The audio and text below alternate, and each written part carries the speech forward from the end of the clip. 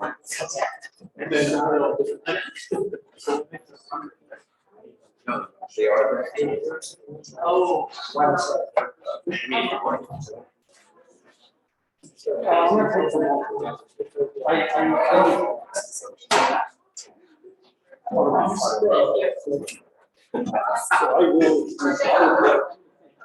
I'm probably going to fill out probably 20 for people.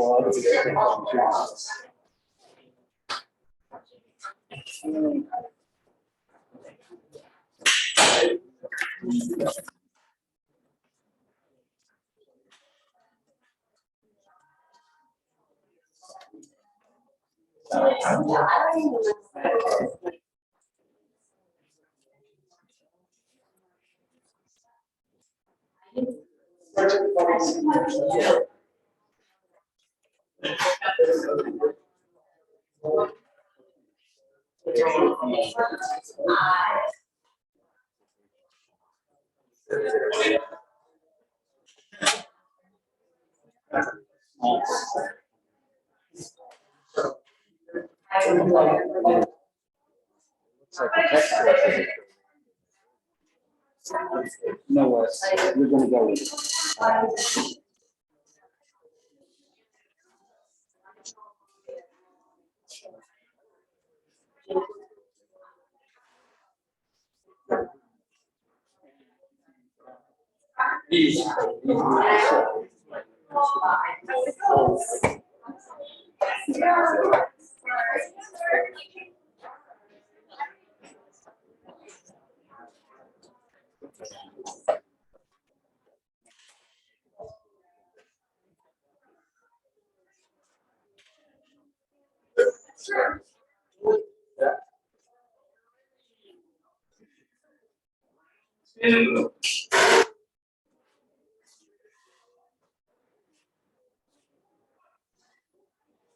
All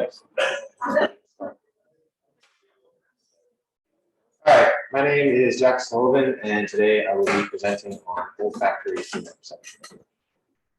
So what is chemoreception? Chemoreception is the sensory response to a chemical stimulus. It comes in two forms, involves both gustatory and olfactory receptors. Gustatory refers to taste receptors, and olfactory refers to smell receptors. In terrestrial animals, taste is usually mediated by specialized chemoreceptive organs, generally in or near the mouth of the organism with stimuli being liquid form. Aquatic environments do not change the idea of gustatory and olfactory chemoreception much, as organisms living underwater still have specialized organs utilized in search for food or mates. For example, from the Hill textbook, we have the female salmon. It utilizes receptors in its nose to sense chemicals in dilute concentrations so that it can find its original breeding grounds. So what constitutes olfactory chemoreception? Most chemoreceptors expressed in olfactory organs are G-coupled protein receptors, or GPCRs, and can be classified into two major categories: odorant receptors, ORs, and pheromone receptors, which principally detect general odors and pheromones respectively. And in vertebrates, these two types of receptors are often expressed in two distinct apparatuses: the main olfactory epithelium, or MOE, and the vomeronasal organ, or the VM. And so, well, here we can see two different examples of the main olfactory epithelium and the vomeronasal organ. So for humans, we have a lot less of surface area dedicated to our main olfactory epithelium. But in canines, there's a lot more dedicated to both the main olfactory epithelium and the vomeronasal organ. And as a result, canines are more highly adapted to have olfactory senses. So the vomeronasal organ functions in a more specialized manner than the main olfactory epithelium, and it detects pheromones as well as other chemical signals, as we saw earlier. In mammals, each pair of vomeronasal organs forms a self-enclosed pouch, which is normally isolated from air breathed through the nose. And for example, like we saw in humans, close to the olfactory bulb, that's where the vomeronasal organ is located, and it's a more accessory feature in humans, especially since it's not well defined as in canines. And when pheromones are detected in the nose, The pheromones are then pumped into the lumen so that the air is wafted over the vomeronasal receptor cells. And one especially interesting instance of vomeronasal olfactory reception is in lizards and snakes, as you can see here, where their forked tongue samples the air for pheromones, and if detected, as you can see in the bottom illustration, pheromones and prey odorants are carried by the tongue onto the surface of the vomeronasal organ. So like you can see at the top diagram, odorant receptors on the tip of the forked tongue are carried into the mouth by the tongue, touching to the roof of the mouth where the vomeronasal organ is located. So there is a variety of importance and modern utility for olfactory receptors, and they serve a multitude of purposes for our daily lives and in specialized cases, with our noses being used to detect various smells, allowing us to distinguish pleasant versus unpleasant odors, such as spoiled food, fresh laundry, or organisms or chemicals used in lab experiments, such as formaldehyde and other types of chemicals.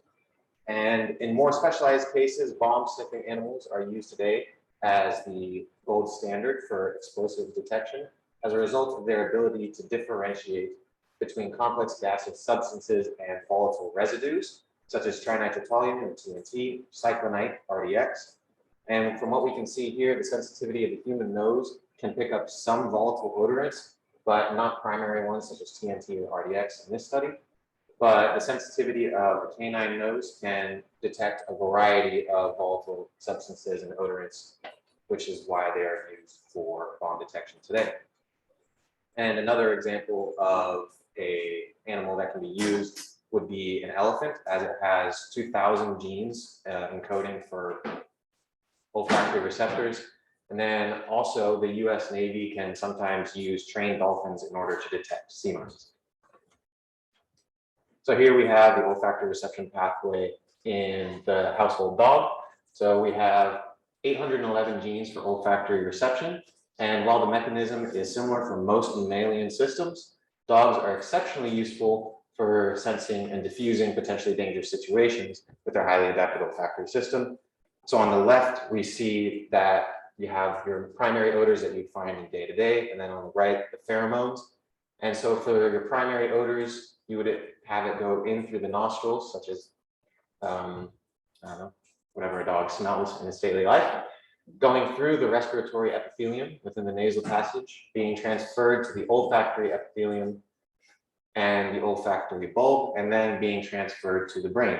And for pheromones, it's a slightly different process. It still goes in through the nostrils, but just below the main olfactory epithelium, you have the mouth of the vomeronasal channel, in which the Jacobson's organ or the vomeronasal organ is located, and this will transmit stimuli to the olfactory bulb and then to the brain as well. So here we have the olfactory reception pathway in humans, and the olfactory bulb acts as the first site of olfactory processing and refinement. It receives projections from the olfactory sensory neurons in the sensory epithelium, located inside the nasal cavity, whose axons project into glomeruli in the olfactory bulb. So what we can see here, the main olfactory epithelium does not extend far beyond the nasal cavity, but once we reach the olfactory epithelium near the cribriform plate, we can see the zoomed in image here. And for each olfactory cell receptor, there is a bipolar neuron with a cell body in the olfactory epithelium. And a single narrow dendrite extends from the body to the epithelial surface, ending in a dendritic knob projecting into the mucosal layer. And as you can see here, the olfactory cilia of the olfactory cell, there's usually about 20 to 30 cilia. And these extend and intermesh with the mucus layer of the nasal cavity, with membranes of the cilia being the site for olfactory transduction. And so what will happen is these odorant molecules will bind to the olfactory cilia, be carried up the sensory nerve fibers to the neurons in the olfactory bulb, and the olfactory bulb will transmit this information along the tract, passing various brain areas such as the amygdala, and transmitting the information to the limbic system of the brain. So here we have the olfactory transduction mechanism for ciliary membranes.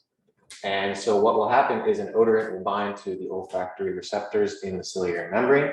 These receptors will then activate G proteins, which in turn act activate the secondary messenger cyclic AMP.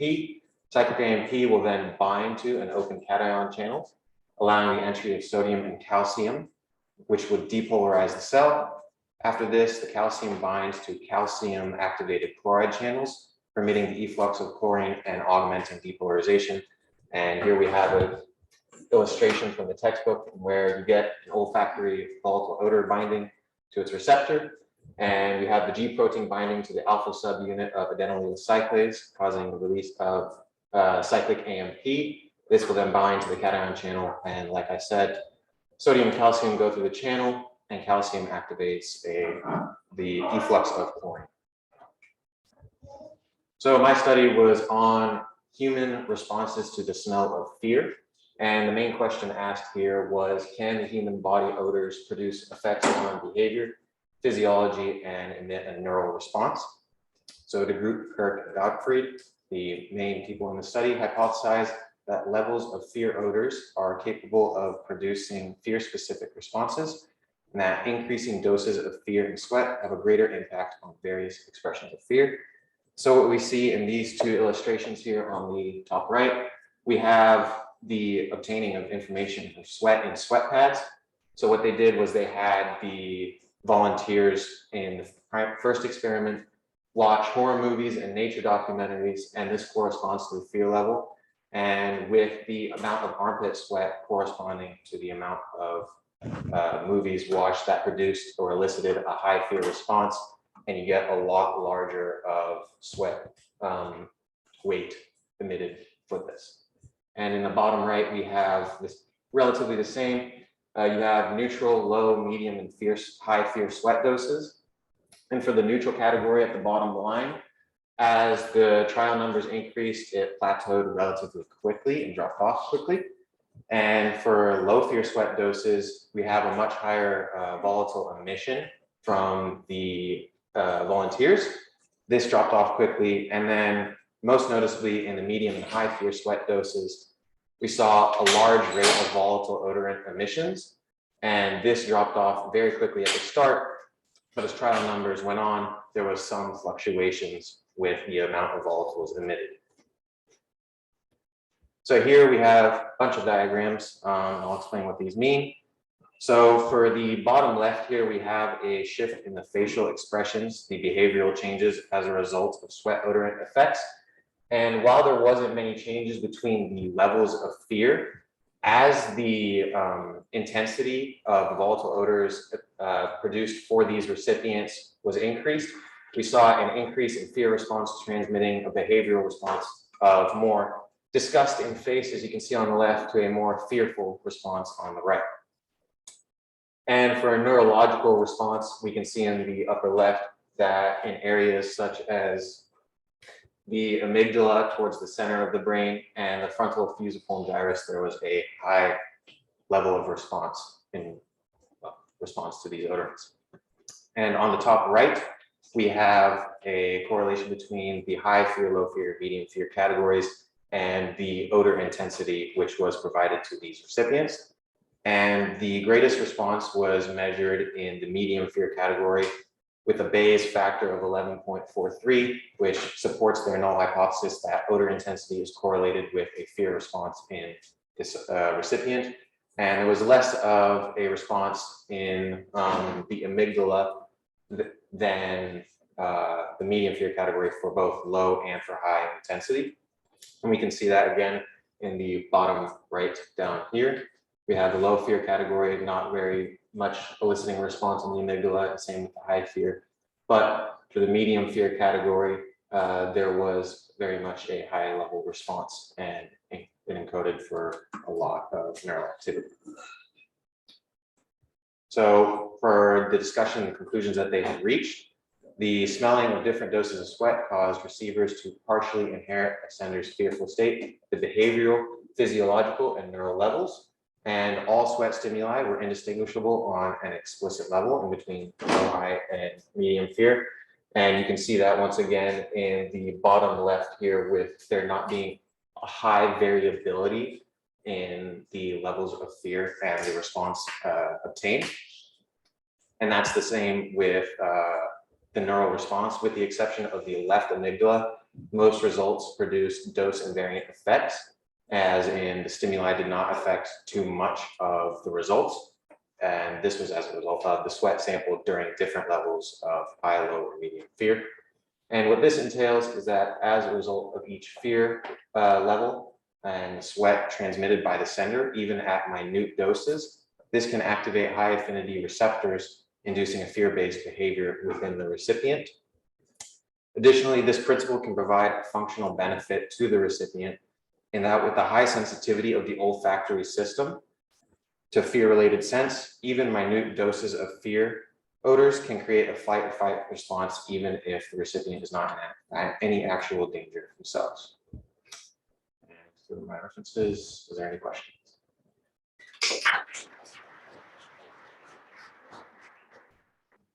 Anyway, help yourself some teacher if you want to.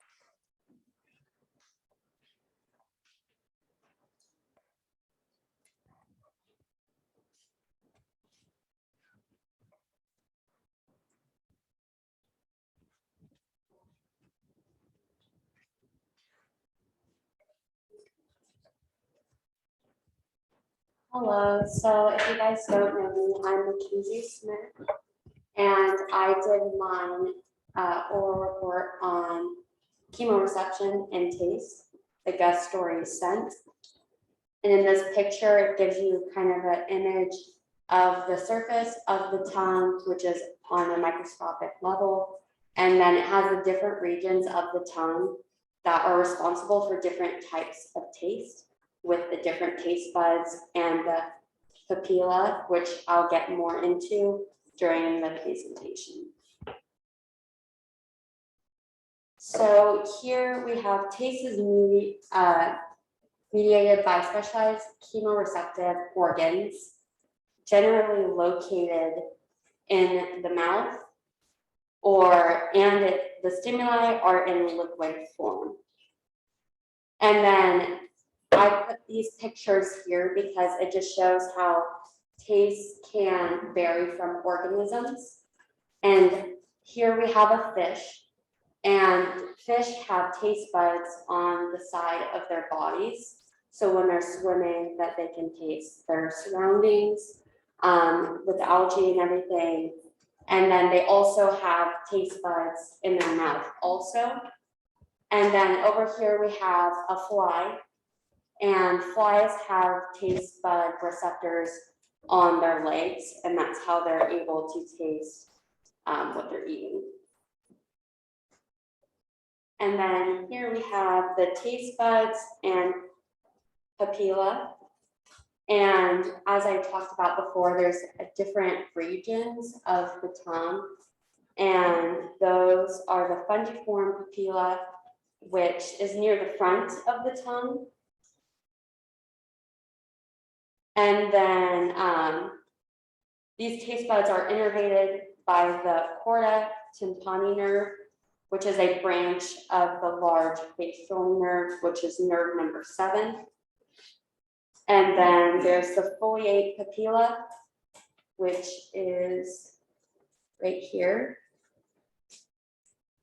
And this is on the lateral borders. These taste buds receive innervation from branches of the chorda tympani and the glossopharyngeal nerves.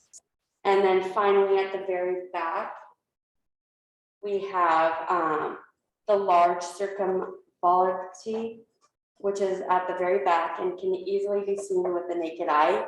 These taste buds are innervated by the glossopharyngeal nerve, which is nerve number 9. And then papilli are small swellings that can find taste buds in each of these different 3 divisions.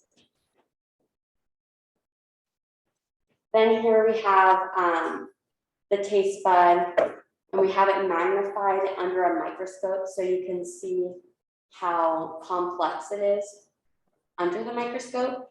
And then we have the physiology of a taste bud. So we have a taste pore, and then this is a taste receptor cell, and then you have nerves that are going down, and then you have the tongue surface. So taste buds consist of 500 or 50 to 100 cells that interact synaptically during gustatory stimulation. And then there are between 2,000 to 5,000 taste buds in the human oral cavity, which are distributed on the tongue, the platelet, epiglottis, pharynx, and larynx, which that is a lot of taste buds.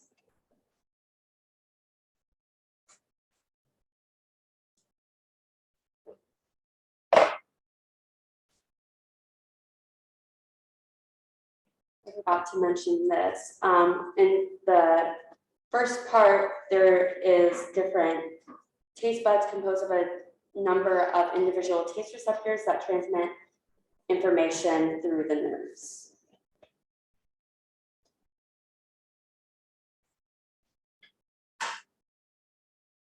And then we have the reception of cells. So there are 3 different types of cells. We have type 1 cells, which are glial-like supporting cells in taste buds. And we have that represented over here. We have the responding cell of the glial-like, which is the type 1. And this is in response to salty taste. And in this research study, they don't know exactly what transmitters are being produced in the salt. And then we have receptor cells, which are sensory cells for sweet, bitter, and umami types of taste, which is transduced by G protein coupled taste receptors. And the stimuli triggers receptor cells to secrete ATP, which excites sensory afferent fibers and adjacent presynaptic cells, which you can see in this diagram. There's the receptor cells, and it's being triggered by the sweet, bitter, and umami, and that produces ATP and acetylcholine. And then we have presynaptic cells, which integrate multiple gustatory stimuli and taste buds, and they release serotonin, norepinephrine, and GABA. And you can see that these type of cells are corresponded to the stimulus of sour taste. And these are the different transmitters that are being released through this responding cell. Then we have the taste connection to the brain, which taste molecules bind to receptors and cause chemical changes within the sensory cell that results in neural impulses being transmitted to the brain via different nerves depending on the region. Taste information is transmitted to the medulla, thalamus, and limbic system. Then it's transmitted to the gustatory complex, which is tucked under the overlap between frontal and temporal lobes. So here we have the tongue, and then we have the different types of nerves that kind of innervate the tongue and the taste buds. And then we have the different parts of the brain that are intertwined with these different taste bud receptors, which are the types that I discussed earlier, which was the 3 different types that are correlated to different types of taste. And then taste buds transduce chemical information through the tongue and other areas of the mouth to the nucleus of the solitary tract via cranial nerves, which I highlighted before. These are the cranial nerves that are sending messages to the brain to give you the sense of what you're tasting. And then information is then relayed to the ventral, posterior, medial nucleus of the thalamus and the hypothalamus. And it ends with the gustatory cortex, which is tucked inside the temporal lobe. And then we have the gustatory system, which is the transduction of chemical information which occurs in the oral cavity when chemicals make contact with taste receptor cells. And primary gustatory neurons course within the CNS cranial nerves 7, 9, and 10, which are the different numbers of the cells, to the nucleus of the solitary tract, NST, which transmit information to the peribrachial nuclei of the pons, PDN. So here is the brain stem, and the PDN and the NST, which I mentioned before, are in here. And then you have it sending messages to different parts of the cranial nerves you have here. And then you have amygdala, hypothalamus, the cortex, and they all innervate and send messages. And that's how we get the messages of different tastes. And then from the brainstem, the taste information is transmitted to the thalamocortical system, which is the amygdala and the hypothalamus. And then that's just illustrating it more of how things are messaged between the tongue and the brain. And then for current research, I decided to look at COVID-19. Having family members that had COVID, they told me that they had complete loss of sense and taste, which was very weird because it's not like a normal cold where you just can't taste things because it's blocked. There's actually different receptors that turn off and allow this to happen where you can literally not taste anything because all your receptors are turned off. So loss of taste and smell impacts 20 to 85% of patients when diagnosed with COVID-19, which is a really big chunk of patients. So how this happens is the ACE2 inhibitors inactivate the G protein coupled and sodium ion channels located in taste receptors. And then the salivary glands they found are probably the targeted region that they found in the study. That seems to be where the virus was attracted to. And then COVID-19 can block the binding sites of celiac acid on the taste buds, which would increase the destruction rate of the taste molecules and cause ageusia, which is loss of taste. And then the celiac acid, before destructed, is a protective agent for glycoproteins, which transport taste molecules inside taste pores from early enzymatic metabolism.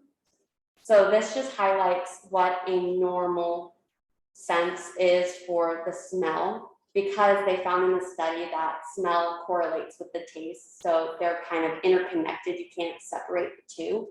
So the olfactory bulb is impacted, and you can see like the increase of the different cells and how it multiplies and turns things off. And then these are all the different types of cells that are causing this to happen for COVID-19. And then this is my literature cited.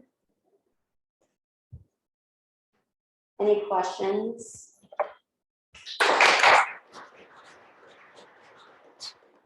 So just curious when we were talking, I actually found a 2020 on salt reduction. And the stimulation of the afferent nerve comes from it's a calcium independent release of ATP that apparently is, from what I can tell, serving as a neurotransmitter in the city as well. So they have figured that out since 2013. Yeah.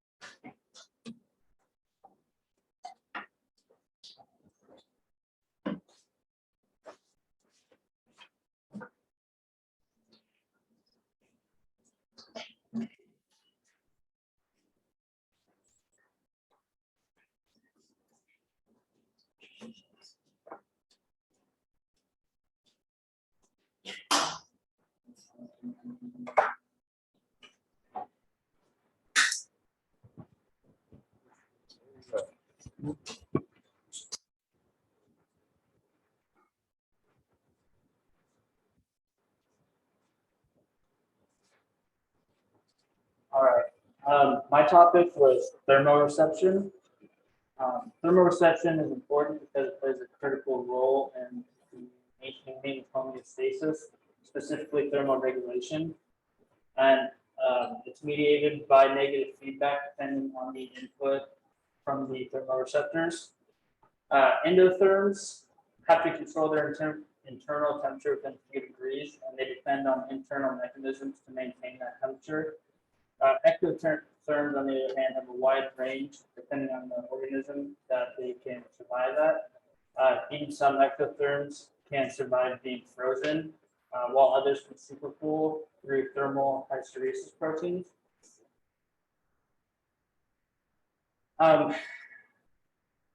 Thermoregulation is important because it keeps the catalyzed reactions in our bodies going. So if our bodies are too cold, then reaction rates will significantly decrease or cease to occur. If they're too warm, our proteins will denature. And here is an example of what happens when, even cutaneously, we're not kept within margin of temperature. And you can get frostbite at internal cutaneous temperatures of -0.5 degrees Celsius. And your protein starts to denature at 41 degrees Celsius or 105.4 degrees Fahrenheit.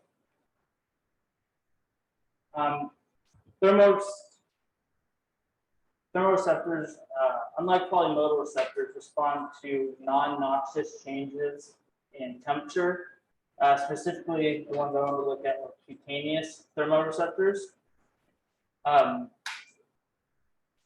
They are bare or open-ended receptors, so they innervate the dermis and the epidermis of the skin. And the purpose, and them being bare, means that the dendrites excessively bifurcate to cover more surface area, and so that they can have more receptors in the membrane of the dendrites. And there's different types to respond to hot or cold stimuli. There's hundreds of different types of thermoreceptors in animals, but here are two of the most common ones in humans. The first one is a mimetic capsaicin thermoreceptor. These thermoreceptors respond to temperatures cutaneously above 42 degrees Celsius. And interestingly, capsaicin can actually bind to these receptors. And this is why spicy foods seem to be hot. Mimetic methanol thermoreceptors are the opposite. Methanol can bind to these receptors and cause a cool signal to be sent to the central nervous system. And they respond to temperatures below 25 degrees Celsius, and that's cutaneously, so it doesn't include internal changes in temperature. But both of these receptors, most thermoreceptors actually use frequency coding to stimulate or simulate a graded response. So the transmission from these neurons are not actually graded, but they stimulate or simulate a graded response because the frequency of action potentials decide the intensity of the change of temperature, and the number of neurons stimulating the neurons to the central nervous system also play a role in it. And icy hot actually uses capsaicin and methanol. That's what gives that cool, warm effect. The pathway of cutaneous thermoreceptors. So if you feel a stimulation on your hand, it will go through your arm to the dorsal ganglia and into the dorsal horn of the spinal cord through an interneuron. From there, it will take another neuron using chemical transmission to the other side of the spinal cord, because obviously sensation is decussated in the central nervous system versus the periphery. From there, it will take the spinothalamic tract up to the diencephalon through the brainstem into the hypothalamus and thalamus. And from there, it will go to the somatosensory cortex on the thalamocortical tract. And for polymodal thermoreception, which is a type of nociceptor, so pain is associated with it. The pain will actually be processed in the thalamus, but it will not be localized until it hits the somatosensory cortex. So some people who have this connection from the thalamocortical connection severed can feel pain, but they cannot localize the pain. Prior to passing through the thalamus, again, the signal passes through the dorsal medial hypothalamus. And the dorsal medial hypothalamus is what is responsible for sending out motor signals to adjust for changes in the internal body temperature of us. And they control the cardiovascular system from this location of the hypothalamus. Here's just a flow chart real quick. So this is the input from afferent receptor, thermoreceptors, both internal and cutaneously. They'll take a track to the hypothalamus where they can be controlled, control sympathetic responses like shivering or vasodilation and vasoconstriction, and be sympathetic or parasympathetic. And they can also stimulate sweat glands and erector pili, which are what give you goosebumps and make your hair stand up. Some mechanisms that the dorsal medial hypothalamus can control is, as far as warming the body up, it will send signals to the neurons that innervate smooth muscle cells in blood vessels. They will release epinephrine, which will bind to beta receptors in the muscle cells, causing vasoconstriction. And the result of vasoconstriction is it reduces the amount of heat that we lose from conduction through the skin. Like I said before, it will stimulate erector pili and stimulation of tremors, or when you're shivering when you're cold, which increases the rate of the hydrolysis of ATP, and the amount of heat released by the hydrolysis of ATP is between 7 and 32 kilocalories per mole. As far as decreasing internal temperature, based on the information from thermoreceptors, it can also stimulate vasodilation compared to vasoconstriction, so that we are getting more blood to the surface of the skin and losing more heat through conduction. And through sweating, we lose the heat of vaporization per mole of sweat that we burn off, which is significant, but it's obviously in small amounts. And here's a picture of vasoconstriction. So here on the right is all of us right now. Our internal body temperature is almost always cooler than our cutaneous shell, which is shown by this.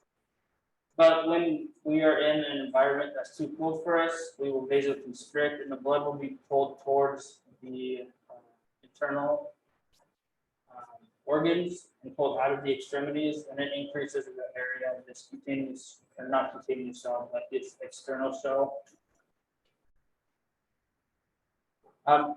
Here is a study that I did my current research on. It's the novel growth deletion mutations in the NTRK1 gene associated with congenital insensitivity to pain. Another word or term for this condition is the hereditary sensory and autonomic neuropathy of pain. And anhidrosis is actually the inability to sweat. And specifically, this is HSAN4 is the disease they're talking about. And in this disease, they can't sweat because the sensation of thermal change, they can't feel, despite them not being able to feel pain. And this gives evidence as well to the connection, the developmental connection of nociceptors and thermoreceptors. The gene itself that is related in this mutation is, again, the NTRK1 gene, which is a tyrosine kinase receptor. The mechanism of this is not actually known because the awareness for this disease was not very high until around 2012. And there's a lot more studies coming out.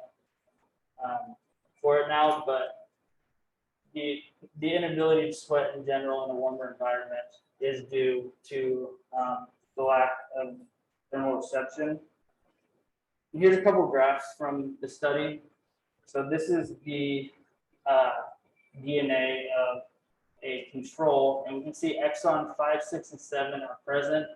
But this is the DNA of someone who suffers from HSAN4. They're missing these exons entirely, and these exons here are underexpressed compared to the control. This is a autosomal recessive gene. There's 6 different types of HSAN in general. They're all caused by different things, but they are all hereditary and lead to the congenital insensitivity to pain. 4 of them have been identified to be autosomal recessive. The tyrosine kinase receptors do play some sort of role in the transmission of nociception and thermoreception. But like I said earlier, the mechanisms behind that is still unknown. But they have, for HSAN4 specifically, they have linked this disease to low or undetectable levels of norepinephrine. And so right now, according to the National Institute of Health, there's actually clinical trials using droxidopa to increase norepinephrine levels in the central nervous system. Droxidopa can get past the blood-brain barrier and serves as a prodrug for norepinephrine. But as of right now, there's no known treatments for this disease besides some cognitive therapies that associate pain with other sensations. But I didn't look into that a whole lot. And questions?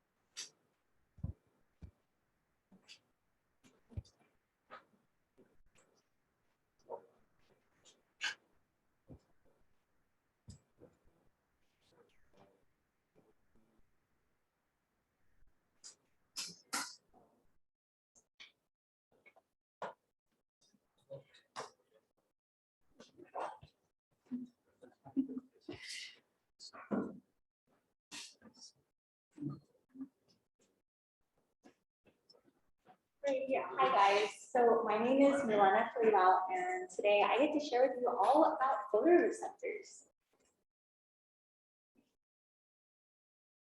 So sight is one of the 5 senses that we have, and photoreceptors give us the ability to see the world around us.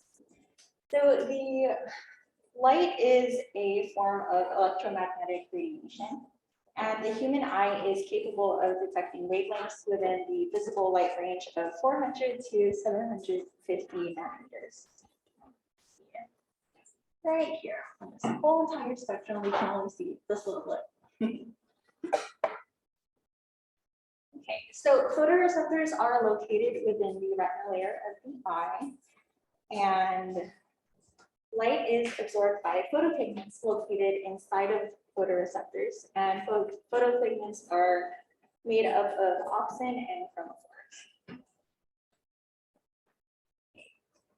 Here we see the basic anatomy of the eye.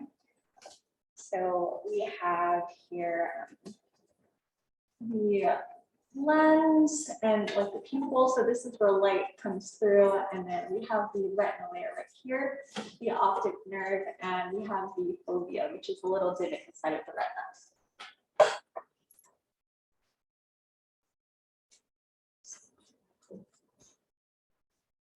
Here we have a zoomed in diagram of the retinal layer of the eye. So here we have our photoreceptors, and we have some rods and cones, and then they are connected to ganglion cells by bipolar cells.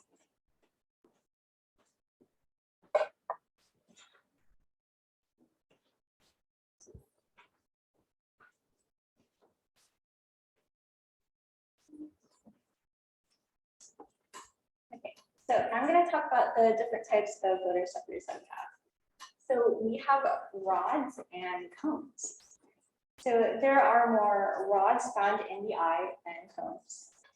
And they are found within like the outskirts of the retina, whereas cones are found more concentrated within the fovea, but they are still found in like outside of the fovea. So rods are, they have higher sensitivity to light than cones, but they produce less detailed images. Cones are the opposite of rods, where they are less sensitive to light, but they produce more detailed images.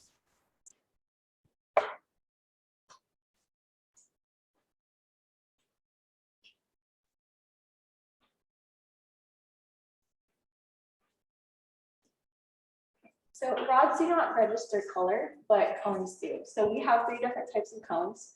There are red, green, and blue. And according to the trichromatic color theory, all of the colors from the 3 primary colors found in the in cones, they help us see all different types of colors because primary colors come together and they make up all of the colors that we see. So red cones are able to absorb more longer wavelengths, whereas green absorbs medium length wavelengths and blue absorbs shorter wavelengths. So now the question is, how do we see it? How do we use our photoreceptors? So we see it through phototransduction. So in the presence of no light, GCMP levels are high, and our photoreceptors are at rest in a depolarized state. So guanylyl cyclase converts guanosine triphosphate, or GTP, to cyclic GMP. You can follow the diagram here. We're looking at the blue arrows. So without light, GDP turns into cyclic GMP. And then the cyclic GMP keeps ligand-gated ion channels in an open state, resulting in a steady influx of sodium and calcium. Now, like in the presence of light, if you look here at the orange arrows here on this diagram, light is absorbed by the disc membrane, resulting in retinal conformation changes, where it then disassociates with the opsin. And then opsin shape is then altered, where it then interacts with transducin, AG protein. Transducin then activates cGNP phosphodiesterase, which then causes a decrease in cGNP concentration, therefore closing cataract. So in summary, in the absence of light, cGNP levels are high, so photoreceptors are in a depolarized state. And in the presence of light, cyclic GMP levels are low, and the photoreceptors are in a hyperpolarized state. So going back, I just want to point out that photoreceptors,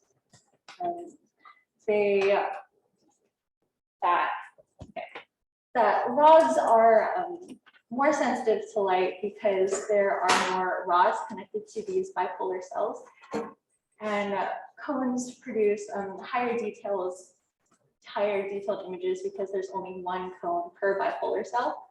So it's a lot easier to determine where an image is coming from in a cone rather than a rod, because so many different rods are connected to the bipolar cell.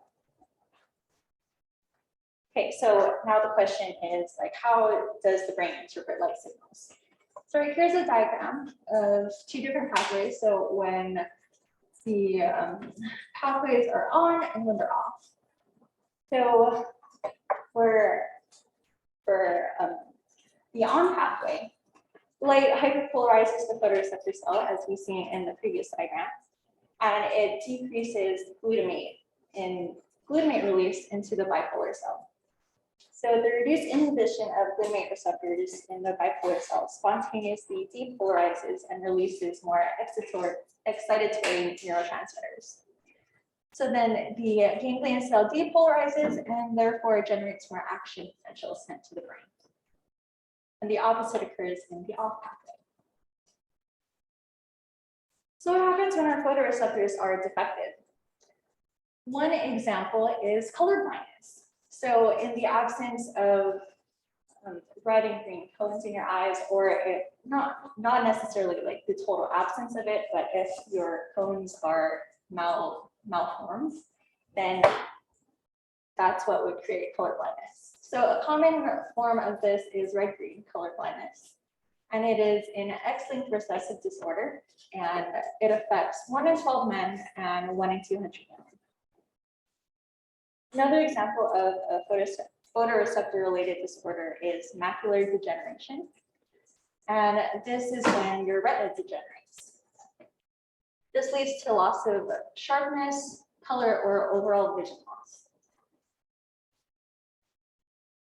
So the current research that I found was research done to explore macular degeneration treatment. So what this team did was they converted embryonic fibroblasts into chemically induced photoreceptor-like cells, or CIPCs. They then transplanted these CIPCs into retina of mice that modeled macular degeneration. And they found that after this treatment, or after the transplantation, that their pupillary constriction actually increased. So because they were looking at treating rods or generating more rods in your retina, they, in order to determine whether or not this worked, was they tested these mice in low light settings to see if their pupils constricted. So right here, it's just a schematic of what they did their experiment on. So we have some small molecules, and they were then treated with a chemical concoction, and it then converted the fibroblasts into CIPCs, which were then injected into the retina of some mice. And then they wanted to make sure that these fibroblasts express the proteins that they wanted to. So they just conducted tests on that before they injected it into the mice. And what they did to test it was electroretinograms, pupil analysis, and light vision tests. And this is just a schematic of the interaction right here. I was kind of excited. So thank you.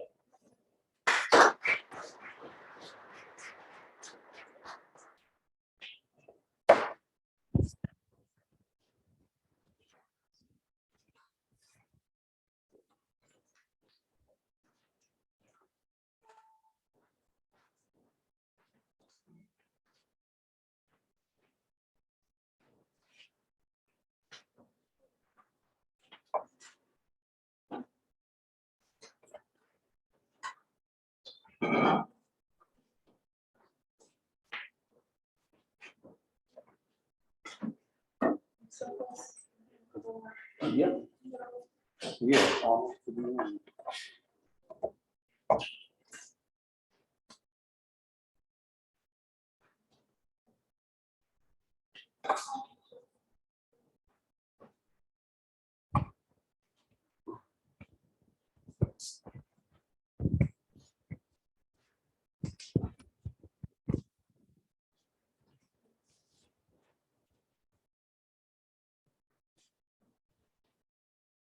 All right, for those of you who don't know, I am Eliana, and I will be talking to you guys about pain. Oh, super fun, right? Oh, that's okay. I wanted to start off with a quote by Goldschneider that he said in 1894. He said, "It is a shame that we possess such insufficient knowledge concerning the character of pain, those symptoms which represent the essential part of all bodily suffering of man."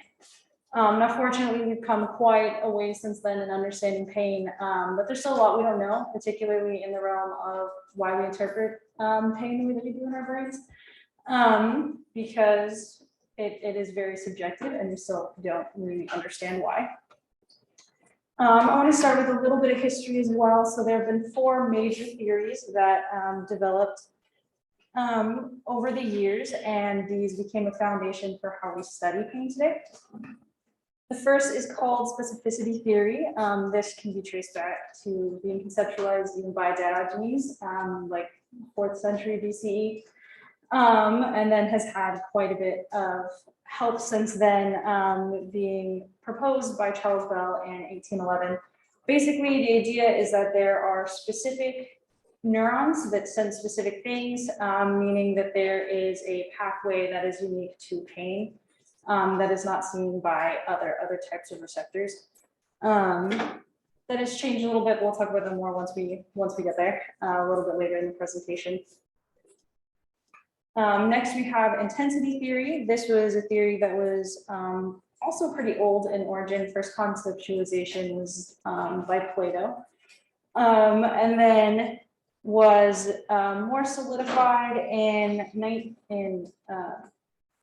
1794, I think, by Erasmus Darwin. And this theory is basically that there are receptors that can sense anything, but it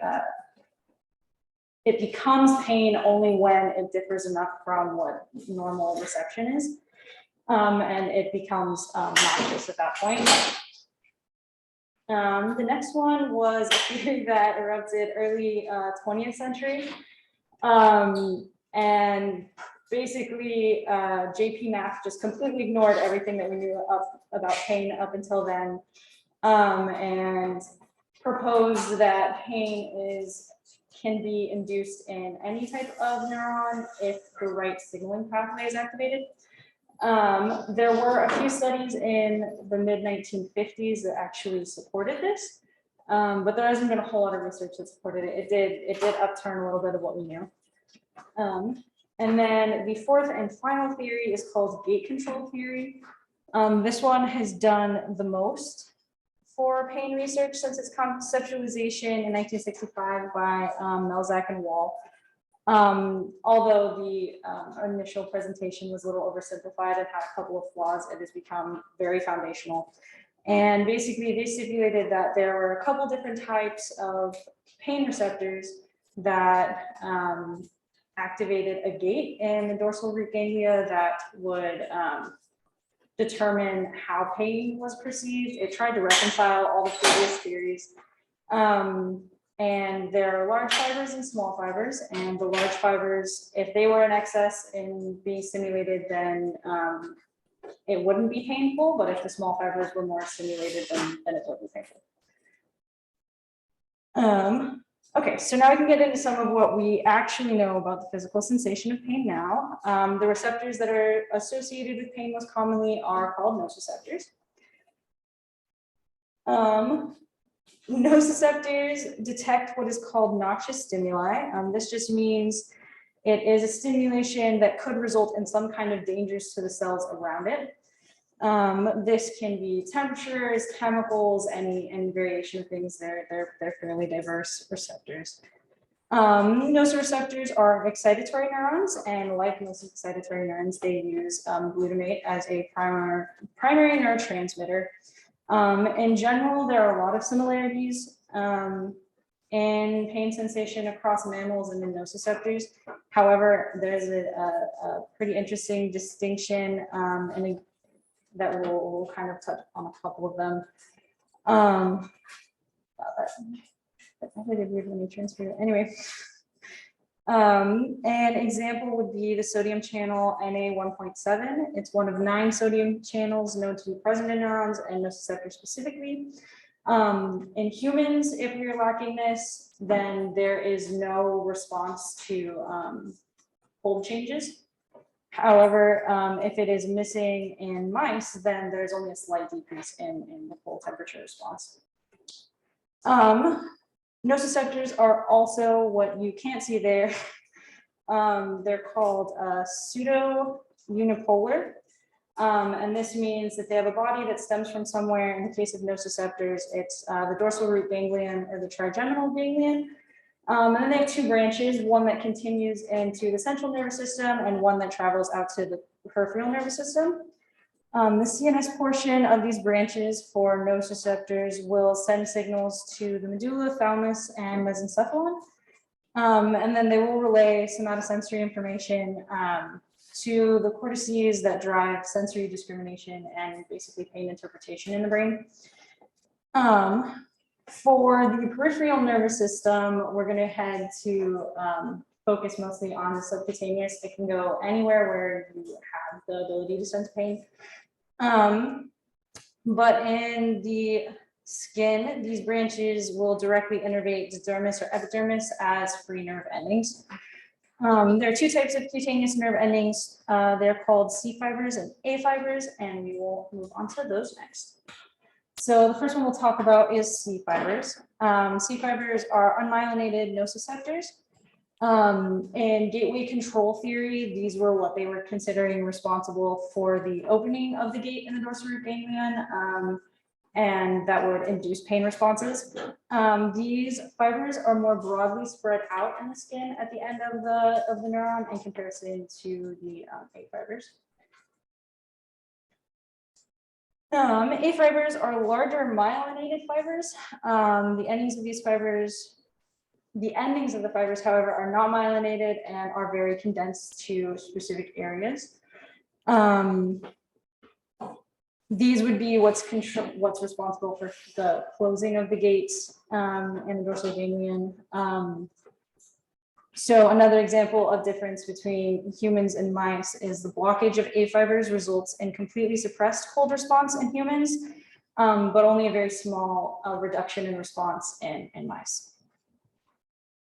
Next, we'll talk about hyperalgesia. This was kind of touched on a little bit earlier, so I don't want to be redundant, but it's in here as well. It's kind of important. So hyperalgesia is a decrease in pain tolerance.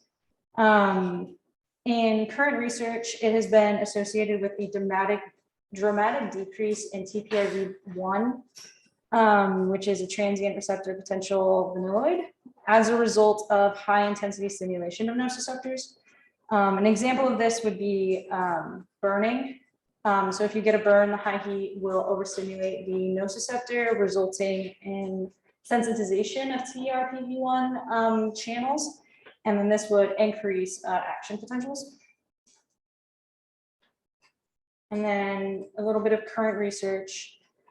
Chen et al. Took a look at TRPA1 and the development of hyperalgesia as a result of bleaching teeth. They did this by bleaching the teeth of rats and then running PCR tests on the dental pulp to take a look at if TRPA1 actually played a factor at all in hyperalgesia that resulted from teeth bleaching. They hypothesized that it wouldn't do anything, but they took a look at it anyway, and their results directly contradicted that hypothesis. What they found kind of followed this channel, that TRPA1 channels were upregulated in response, and then connexin-1 would release ATP as a neurotransmitter, which would induce a response in the nociceptors in that area, resulting in hyperalgesia induced. And they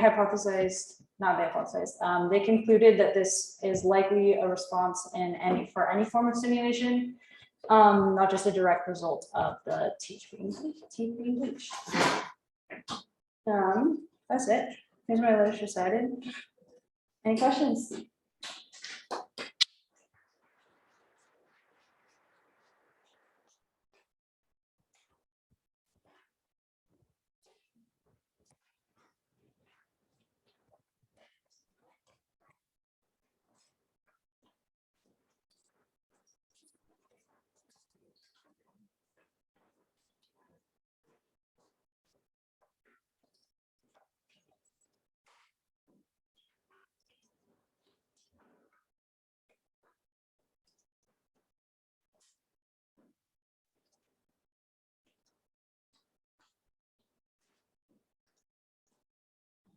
And last but not least, running the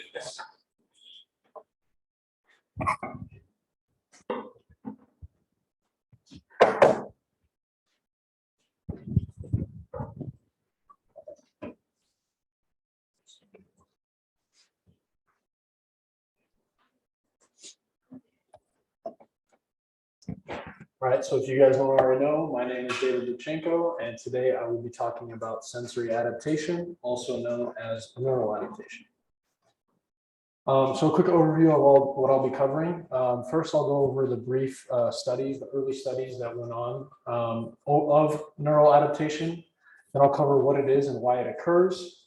Then I'll follow that up with the types of adaptation, and then I'll finish it off with current research. So brief history on it. So both Hermann Helmholtz, a German physician and physicist, and George M. Stratton, an American psychologist, both wanted to study how our brains would react to altered senses. Although they did their studies separately, they, for some reason, both decided to do altered vision. So within their studies, they would give their subjects optic or glasses that would change their vision either by a 45-degree angle or completely flip their vision. And then they would make them complete tasks. And they found that the brain was able to adapt to this. Overall, they weren't able to figure out any major conclusions as to why, but they knew that there was a mechanism for our brain to make sense of all of our senses. So what is neural adaptation? Neural adaptation is the reduction in sensitivity to a stimulus after prolonged exposure to said stimulus. And then in turn, this will reduce the awareness of the constant stimulus, but free up attention and resources to attend to other stimuli within the environment. And examples of this can be found in all 5 of our major senses. A quick example of this would be if you put your hand on the table. Initially, you feel the table. If you were to leave your hand on the table and after a period of time and nothing else were to change in the environment, you would slowly stop feeling the table. And this should not be confused with habituation, although they're closely related, as habituation is a behavioral phenomenon, since there is some conscious control of whether or not the person knows that did not. There is some conscious control over noticing whether something is habituating a person. And this is also a form of implicit learning. An example of that would be an animal learning or discerning that a loud noise is a non-threat or a consequence. So why does it occur? Neural receptor cells that receive stimulation are constantly changing for organisms, and this in turn senses vital information changes within the environment. This is key to the survivability of all organisms. And this can also occur backwards due to a decrease in stimulus. It isn't always a stimulus hitting a receptor. This occurs when we walk into a dark room after being in the light. Our pupils will dilate to take in as much light as possible. And the absence of this mechanism would cause sensory overload. I think we'd all know what would happen if we could constantly hear a loud AC unit going. I don't think we would be able to handle that, or a smell that we would constantly be able to smell. And this is actually a major component in weight training. So it's found that our strength gains that occur in the first 6 weeks of weight training occur without any muscle hypertrophy. There's no actual mass gain. And so they used surface electromyography scans, which are non-invasive procedures that detect, record, and interpret electrical activity. And they found that there was an increase in the amplitude of electrical activity to the group of muscles being worked for the first 6 weeks. And it wasn't actually until after the 6 weeks that hypertrophy took over as the main source of our overall strength. So now I'm going to go over the types of adaptation. The first one is fast adaptation. In fast adaptation, this occurs within milliseconds of the stimulus. And then this adaptation uses phasic receptors, which adapt quickly to the stimulus, and their response diminishes very, very quickly after the stimulus occurs. Then there's slow adaptation, and slow adaptation can occur minutes, hours, or even days. And slow adaptation uses tonic receptors, which adapt slowly to the stimulus, and they continue to produce action potentials throughout the duration of the whole stimulus. Tonic receptors are really good at determining the duration of the stimulus, while phasic receptors are better at determining the changes in the intensity of the stimulus. And then within rhythmic behaviors, there's also 2 more types of adaptation. With short-term adaptation, The rate of adaptation is actually dependent on the area of the brain that is being affected, and then the intensity and frequency of the stimulus. So if the stimulus were to go to the inferior temporal gyrus, which controls a lot of our vision, it would, it really depends on the previous stimulus being the same intensity as the current stimulus, whereas stimulus that goes to the prefrontal cortex is less dependent on these variables. And a quick example of short-term adaptation is our body changing the muscles being used in our legs while we walk in different terrains. As we're walking, our receptors will pick up information of the environment around us. And if the terrain changes, we need to use different muscles to navigate this terrain effectively. And then there's long-term adaptation. This adaptation is a lot more related to survival traits.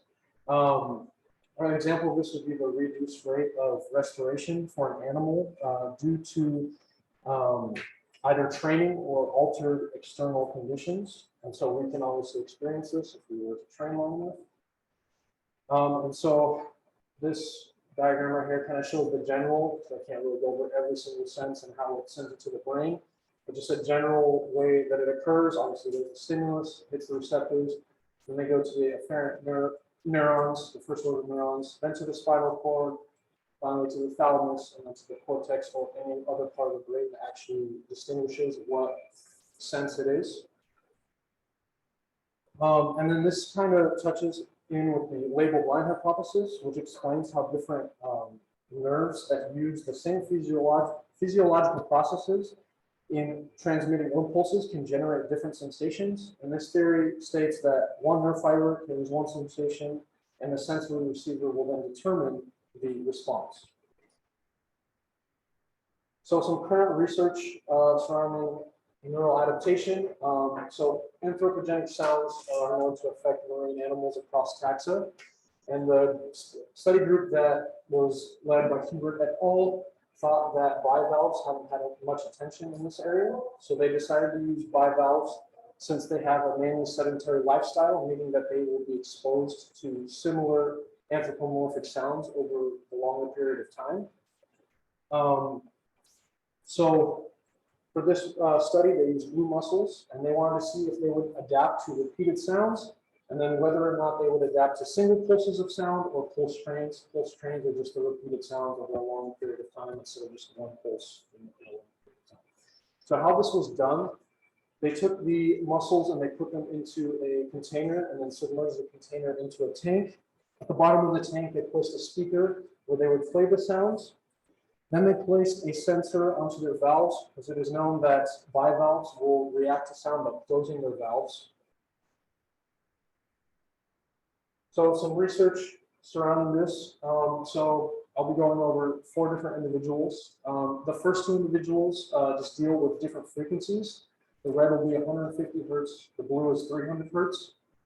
So as you can see here, individual A reacted to every single pulse, but with the magnitude decreasing every single time. Individual B also reacted to, individual B also reacted to each stimulus with not as great of a magnitude change. And also in pulse 7, 9, and 10, there wasn't a response at all. They weren't 100% sure why this occurred. Then these individuals were exposed to the opposite frequencies in which they both responded. And then individuals C and D were part of the sound pulse versus sound train study. In the sound pulse study, the individual reacted to the first sound in the train and then had intermittent reactions. Once the second pulse came by, the reaction was a lot less of a magnitude, and the reactions weren't as good of a magnitude at all. And then in the third train, it did not react at all. Individual D was exposed to the single sounds over a 15-minute period, interval period. They responded to the first sound with a good magnitude. The next sound was less, and then the final stimulus, there was no response at all.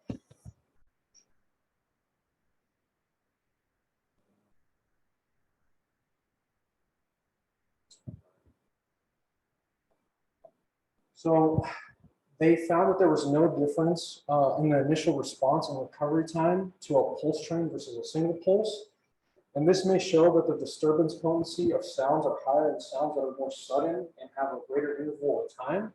And this actually opens up the possibilities for alternate mitigation strategies beyond just stopping our anthropomorphic sounds that we cause in the ocean. And the ambiguous results from the single pulse versus pulse train makes it hard to attribute this to actually adaptation or habituation. And they believe that further studies are needed to examine these effects with variations in sound stimulus and the interval durations of the stimulus. And these are my sources. Questions?